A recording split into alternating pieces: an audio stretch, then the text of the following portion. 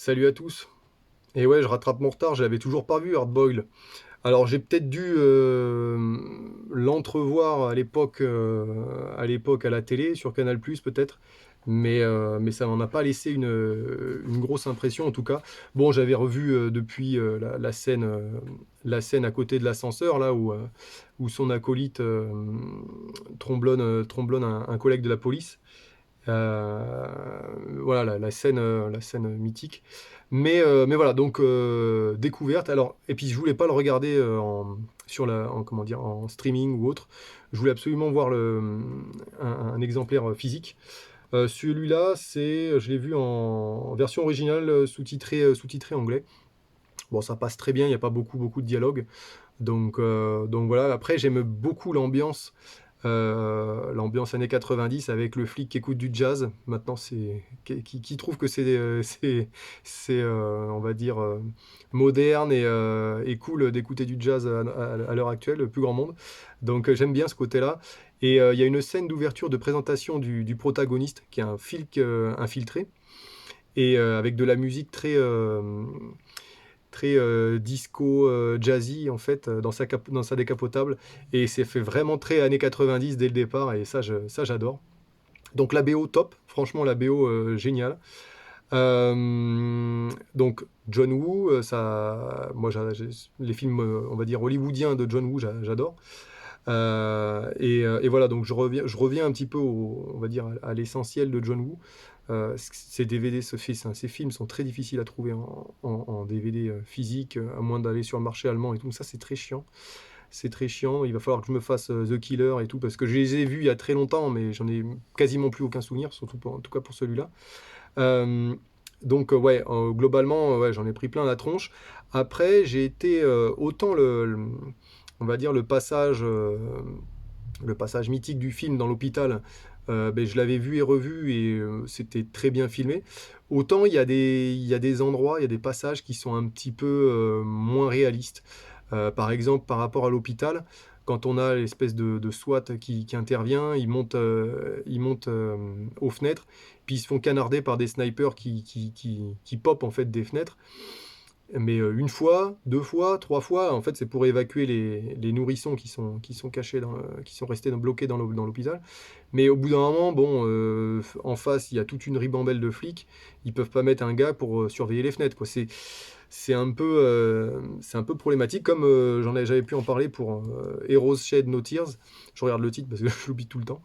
Mais voilà, il y a des petites incohérences comme ça, techniques, où on sent que John Woo a pas pris quelqu'un qui s'y connaît voilà, peut-être pour le guider à ce niveau-là, en tout cas, je parle. Au niveau du réalisme de l'intervention professionnelle, quoi. C'est un peu dommage. Il y a deux, trois cabrioles. C'est vrai que John Woo, il aime bien le côté romancé, le côté artistique. Par exemple, dans la scène qui est très connue aussi au tout début, dans le tabac, dans le bar, c'est un bar où il y a un trafic d'armes, justement. Il va y avoir un gros gunfight à cet endroit-là.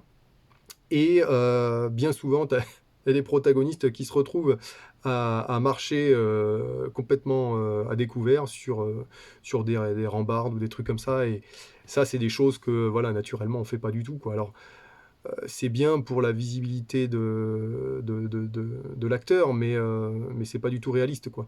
Donc, voilà, il y a ce côté romancé.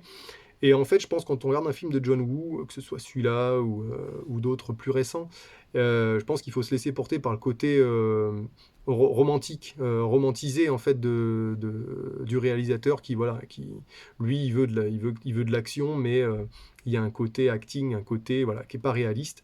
Et voilà, voilà, il faut le prendre comme ça vient, en fait. C'est ça que je voudrais dire. Et une fois qu'on a passé ça, ben, ça passe plutôt bien.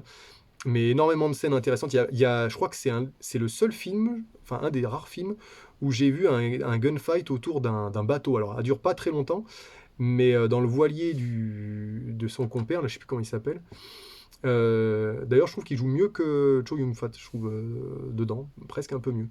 Après, bon. c'est mon avis. Mais c'est vraiment super, quoi. Il y a des caméras partout qui sortent de partout et là, au niveau réal et tout, j'ai trouvé ça vraiment génial. Même là, au niveau, technique et tout, j'ai pas grand-chose à redire là-dessus. C'était vraiment impressionnant. On voit des pétards, divers et variés, ça John Woo, il a l'amour des armes à feu, donc on est gâté là-dessus.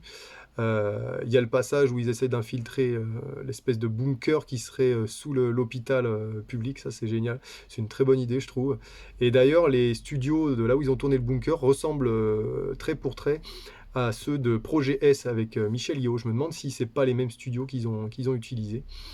Mais voilà donc je le savais que c'était un super film, mais voilà, en tout cas, j'ai bien aimé l'ancrage dans les années 90 que j'ai beaucoup ressenti, malgré que ce soit un film, qui soit pas américain ou autre, mais on sent vraiment le côté, années 90, ça j'ai beaucoup apprécié et alors le flic infiltré, je trouve que c'est pas mal, ça tient pas mal la route. Souvent quand on dit: «Ouais, il est infiltré et tout», c'est un peu bateau. Le scénario est un peu tiré, par les cheveux, mais là, je trouve que c'est quand même bien amené. Il joue bien son rôle, je trouve son protagoniste là. C'est Tony Leung? Ça doit être Tony Leung, putain. Mais bref, mais en tout cas pas mal. Bon après à la fin il sauve un gamin, bon c'est vrai qu'il pense à sortir tous les blessés sauf les les nourrissons, ça fait un peu effectivement, ça fait un peu tirer par les cheveux. Mais voilà, honnêtement, c'est John Woo, il fait du spectacle, c'est du spectacle, c'est ça qu'il faut retenir et voilà, on en prend pour ça. Franchement, c'est dans les films années 90 vraiment qui sont vraiment ancrés là-dedans, je trouve que c'est vraiment génial, quoi. Voilà, rien à dire de plus, honnêtement, à part les petits défauts que j'ai pu lui trouver, vraiment en farfouillant, c'est vraiment un plaisir et un régal de revoir ces films-là et en tout cas pour moi de le découvrir quasiment quoi, parce qu'à l'époque je l'avais pas vu donc voilà, je vous dis à très bientôt.